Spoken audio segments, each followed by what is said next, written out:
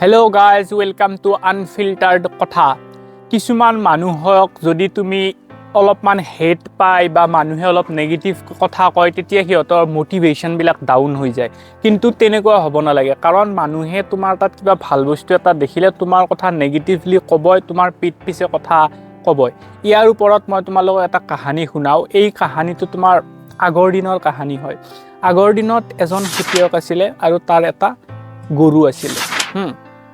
থাকিলে গৰুটো মানে অলপ তোমাৰ বুঢ়া হৈছিলে, হওঁতে সি এদিন পথাৰৰ পৰা এনেকৈ লৈ গৈ আছিলে। গৈ থাকোঁতে কি হ'ল, এটা গাঁত মানে এটা কুঁৱা আছিলে, কুঁৱাটোত বৰ্তমান পানী নাই নাথাকিলে সেই কুঁৱাটোত গৰুটো পৰি গ'ল। যাওঁতে এতিয়া এই তোমাৰ গৰুৰ যে মালিকজন, খেতিয়কজন, সি বহুত চেষ্টা কৰিছে গৰুটো তাৰ পৰা উঠাই আনিবৰ কাৰণে, কিন্তু পৰা নাই, তোমাৰ ছাকচেছ হোৱা নাই। নহওঁতে তেতিয়া মালিকজনে, খেতিয়কজনে ভাবিলে অলৰেডি গৰুটো বহুত বুঢ়াও হৈছে, ইয়াৰ কাৰণে আৰু মই কিমান কষ্ট কৰি থাকিম এই গৰমখনত, এই ৰ'দখনত, তেনেকৈ ভাবি কিনে এৰি থৈ যাব গৈছে।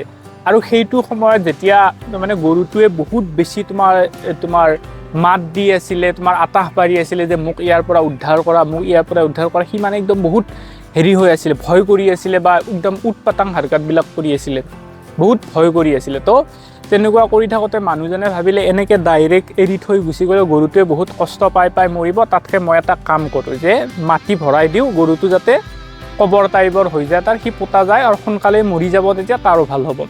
তো সেইটো ভাবি কিনে মানুহজনে কি কৰে, বেলচা যে থাকে ন, বা কোটাল এখনেৰে মাটি দি এনেকৈ দি আছে। তাতে দিওঁতে যেতিয়া প্ৰথমতে দিয়া আৰম্ভ কৰিলে, গৰুটোৱে বুজি পাইছে যে মোৰ মালিকেই মোৰ ওপৰত তোমাৰ মাটি দি আছে, মইতো এতিয়া মৰি থাকিম, অমুক হ'ব তমুক হ'ব, এনেকৈ একদম পূৰা তাৰ ভয়তে সি কিবা কৰিছে, যিফালে পাৰে সিফালে হাত ভৰি মাৰিছে, এনেকৈ কিবা ইয়াৰ পৰা ওলাব পাৰিলে মই, বাট পৰাটো নাই।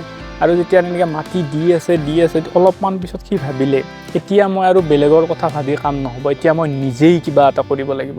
তেনেকৈ ভাবি কিনে সি কি কৰিছে, একবাৰ মাটি লৈ কিনে এনেকৈ তাৰ গাত পেলাই দিলে। সি কি কৰে, এনেকৈ গাটো জোকাৰি দিয়ে, কিন্তু দিলে কি হয়, তোমাৰ মাটিখিনি দুইফালে পৰি যায়। এনেকৈ জোকাৰি দিওঁতে মাটিবিলাকৰ ওপৰত সি এনেকৈ ভৰি দি থাকে।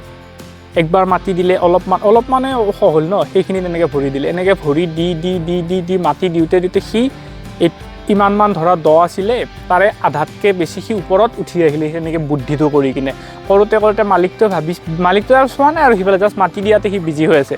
যেতিয়া দেখা পালে যে আচ্ছা গৰুটো দেখোন নিজে উঠি আহিলে, তো তেতিয়া সি ৰিয়েলাইজ কৰিছে মালিকজনে যে তুমি মানুহ এজনক মাৰিবৰ কাৰণেই হওক বা মানুহ এজনক বেয়া হ'বৰ কাৰণেই হওক, যিমান তুমি নেগেটিভিটি মানুহজনক দিয়া, বা তুমি কথা এটা তোমাৰ বেয়া কমেণ্টছ কৰা মানুহৰ ওপৰত, বা পিছে কথা কোৱা, এইবিলাক কাম কিয় কৰে মানুহে, ভাবে যে তাৰ বেয়া হওক ন, কিন্তু সেইটো তোমাৰ ওপৰত ডিপেণ্ড কৰে তুমি সেইটো কেনেকুৱাকৈ লোৱা। যদি এতিয়া গৰুটোৱে ভাবিলে হয় যে মোক ই মাৰিব খুজিছে, মই আৰু এতিয়া কি কৰিম, এনেকৈ গিভ আপ কৰি দিলে হয়, মানে নিজৰ ওপৰত তাৰ বিশ্বাস নাথাকিলে হয়, সি তাতেই মাটিত পোত যাই কিনে মৰি থাকিলে হয়। কিন্তু সেই গৰুটোৱে কি কৰিছে, তাক যে মাৰিবৰ কাৰণে মাটি দিছে মালিকে, সেই মাটিখিনিক সি ইউজ কৰিছে আৰু তাৰ পৰা উঠি আহিছে ওপৰত।